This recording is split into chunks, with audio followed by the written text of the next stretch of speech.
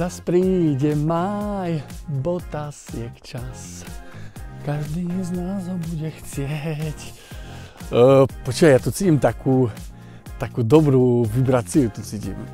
Alebo nie, to mi asi palce zmrzli v botaskách. Nič sa. Hrubá stavba, v podstate prakticky uzatvorená.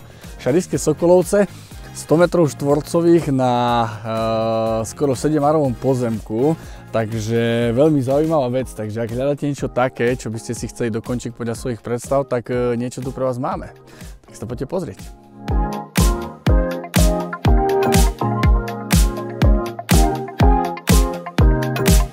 Šarišsko-Sokolovský výhľad z obývačky z hrubej stavby, ktorej užitková plocha je 100 metrov štvorcových.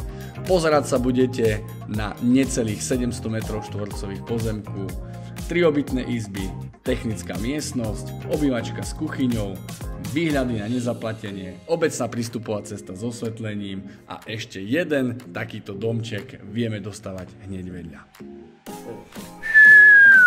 Počuj, holiňaky mi treba nové na hokej. Bo minule takú šupu som s pukom dostal, že koniec a toto vyzerá dobre, co to asi zoberá. Ale tak asi také ťažšie bude korčovanie, ale nebude boleť nič. Takže tak, no, berem. Kúkaj tu, aký výhľad, pozeraj. Z tej obývačky.